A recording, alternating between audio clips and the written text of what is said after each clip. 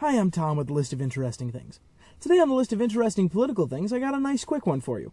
We're going to be taking a look at the Washington Post swirling winds map. I think that's a fair way to describe it. This is a map comparing the turnout by county and relative partisanship per county between 2016 and 2020. Let's dive right in, but before we do, I hope you'll remember to subscribe to stay up to date on all the most interesting things. Let's go right ahead, and I think that this is just a beautiful map. I find this extremely visually pleasing. I really enjoy tracing the lines and seeing where individual areas tended to sway. The political winds in the U.S. are swirling. It's quite a dramatic little article that the Washington Post has here. Democrats and pollsters predicted a mighty gust blowing the country left this year in response to the rightward gale that swept President Trump into office. Instead of a corresponding tempest, however, the country barely puffed just enough in just a few places to lift Joe Biden over the top. I think that right off the bat, I'm going to disagree with the Washington Post on this. I don't think it's fair to say that the country barely puffed. But instead, I think it's safe to say that the country blew extremely hard to the right again this year, and the left answered with a corresponding and slightly stronger leftward gale. Moving right along, you can see the changes in the blowing particles on this map. Flowing red to the right is greater support for Trump than in 2016, and blowing left shows Democratic lean more than 4 years ago. So you can see that Colorado blew to the left, while Texas blew to the right. Turnout and vote share since 2016, this shows the relative difference. So, to simplify this, if the trend is up, then that means turnout is increased. If the trend is down, that means turnout is decreased. If the trend is to the left, that means turnout is heavier Democrat. If turnout is to the right, that means turnout is heavier Republican. So let's see if we can find a couple of examples in here. So as we can see right in here, this part of Southern California is trending to the left gently, but down. That means turnout is reduced there. And here in Texas, we can see that turnout is slightly higher than 2016, but trending red. And then the steeper the slope, the higher the increase in turnout. Moving right along, the vertical purple lines, not red right and not blue left, show the huge share of areas that held pat on partisan stance this year. Most show turnout is either up or down, but with little political change. More voters put more particles on the map. So as you can see, places like Clark County, Nevada, trended up in terms of turnout, but did not meaningfully shift, at least according to this map, in favor of one party or the other. When the map shifts moving just left and right, you see the majority of changes favored Democrats. Only 8 states and the District of Columbia voted more Republican than in 2016. Some of the biggest blows to the left are across Wyoming, Colorado, Arizona, Kansas, and Nebraska. And we can see that particularly heavy section in that 1st Congressional District in Omaha. So just taking a look at the map, like ignoring increases and decreases in turnout, we can see that there's a lot more blue on this map than red. I find that particularly interesting places include Texas, Georgia, Pennsylvania, the Northeast, which trended really heavy Democrat this year, Michigan, which trended really heavy Democrat this year, Colorado, Arizona. Suburbs and medium-sized cities blew farther left, about 10%. Texas's Rio Grande Valley and Florida showed gales to the right.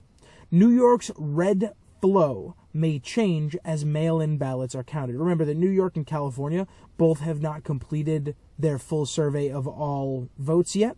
So we may see this and this switch over the course of the next couple of weeks. Looking just up and down, you see that ballot counts were up, even with millions yet to be counted. They decreased from 2016 only in a few places. The downward trends in slow counting states like California and New York are likely to swing upward once everything is done.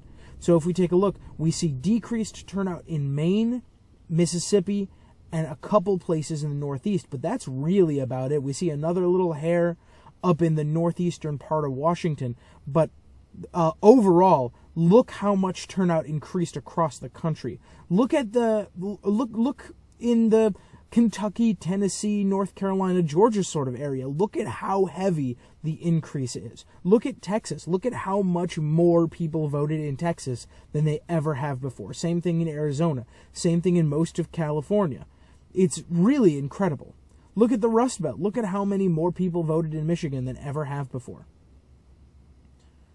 Combining the turnout and partisan swing, you see South Florida and the southern tip of Texas blew hard right for Trump. As you can see down at the bottom, if I give us a little bit more space here, yeah, there we go. You can see that Miami went for Florida.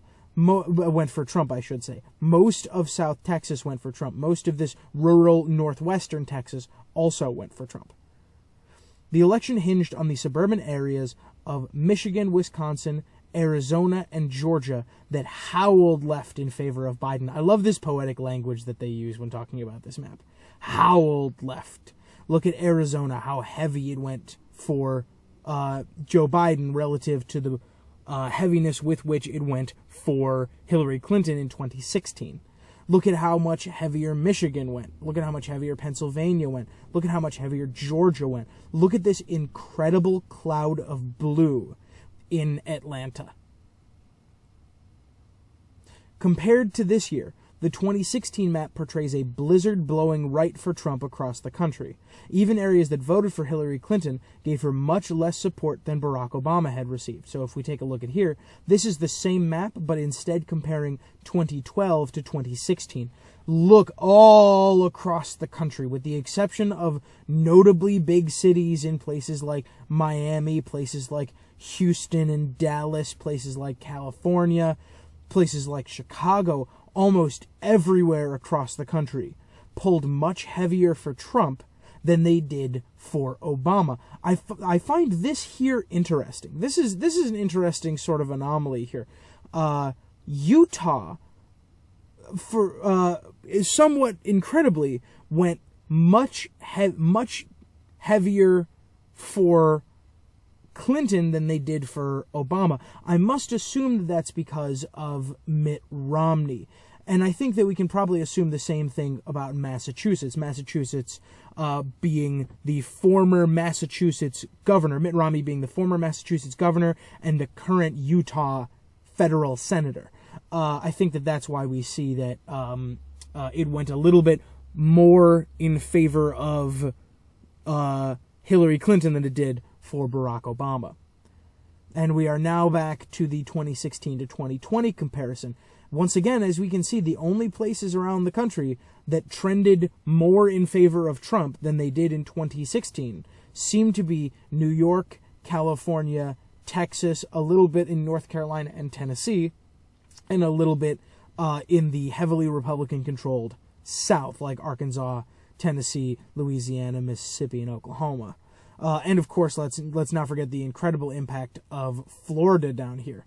I think that this down here is actually misleading. I think that this map has been done a disservice by cutting it off at the coastline. I think that if it weren't cut off at the coastline, this little notch from Miami would stretch out to like here in the same way that it is in southern Texas. We're going to take a look at some pivotal regions right now. We'll go ahead and read what the Washington Post has to say. A closer look at a pivotal region. Trump and Biden both thought the winner would have to carry the northern tier states of Minnesota, Wisconsin, and Michigan, plus nearby Pennsylvania. Each was decided by less than 2 percentage points in 2016. But as you can see in all three of these states, because it was decided by such an incredibly small margin in 2016, this blow to the left and the increase in turnout throughout indicates a clear Biden advantage in these 3 states. The gust blowing suburbs and medium-sized cities left across that region.